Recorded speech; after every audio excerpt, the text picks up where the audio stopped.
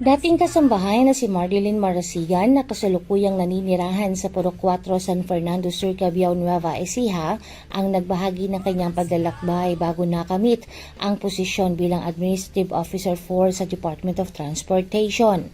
Ayon kay Marasigan, lumaki siya sa Ningog City, Misamis Oriental. 5 taong gulang pa lamang siya nang matutong umakyat ang niyog upang makatulong sa paghahanap ng pagkain ng kanilang pamilya. Dahil sa matinding kahirapan, naranasan din nilang magutom at naglalakad ng 5 kilometro papasok sa paaralan. Gumawa rin siya ng iba't ibang hanap buhay upang may maibaon at may makain ng kanilang pamilya. Panguha kami ng mga buhangin, bato, para lang magkaroon kami ng bigas. Tapos pag walang bigas, ayun, yung saging. Alam mo, di ko alam sa Tagalog kung yung bugtok, yung may mga itim-itim sa saging. Yun yung kadalasang kinakain namin pag walang bigas. Ay sabi ko, Lord, ayoko ng ganitong buhay na mag-aaral ka, walang laman yung sikmura mo. Minsan asin lang yung inuulam, lagyan lang ng mainit na tubig. Tapos, pag walang pamasahe, naranasan kasi namin talaga na nag-aaral na walang kapera-pera eh. Ano lang, maglakad ng 5 kilometers. Elementary ko, 5 kilometers yung nilalakad namin. Dahil sa kakapusan sa buhay, naging working student at kasambahay siya sa iba't ibang lugar. Kasabay nito, pinagsabay niya ang pagtatrabaho at pag-aaral hanggang natapos niya ang kursong Bachelor of Science in Business Administration. Samantala, dumaan din siya sa iba't ibang pagsubok, kabilang dito ang pagkamatay ng kanyang kapatid, mabaon sa utang at malaglag ang dinadalang sanggol.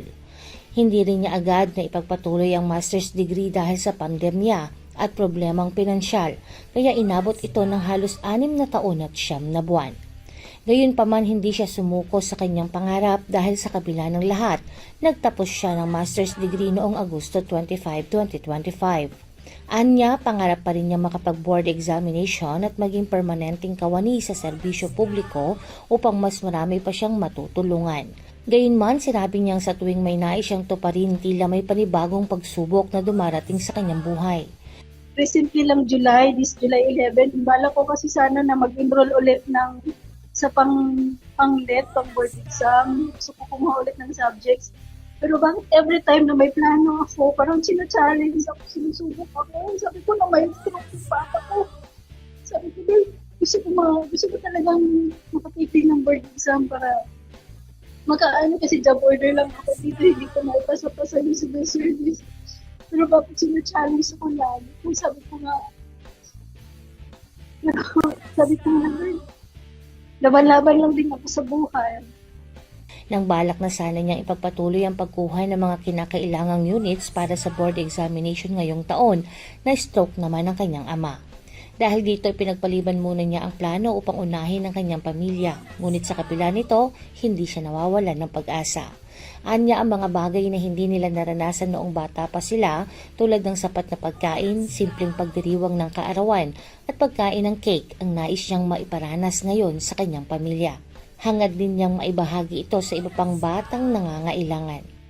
Sabi ko nga, Lord, yung mga bagay na hindi ko naranasan noon, if you bless me financially, ipaparanas ko sa mga taong gusto kong makaranas, lalo na sa mga bata. Kasi kami noon, tuwang-tuwa na yung mga bata makakain ng tinapay. Kaya gusto ko mag-continue kasi ang hirap kasi kailangan mong magnakaw dun sa mayaman para makakain ka ng tinapay. Isipin mo yung 2 pesos na tinapay lang, inanakaw mo pa ng niyog yun. Kaya yun ang naging desire ng puso ko.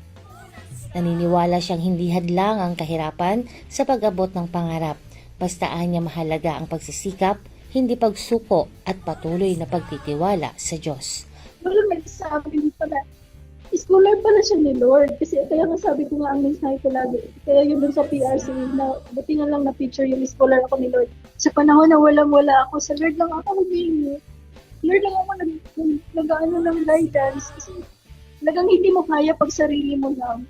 Kaya kung galing ka sa hirap, hindi hadlang yun. Marami namang nakatapos na galing sa hirap. Basta magsipag lang sa buhay, kapagmahal sa magulang.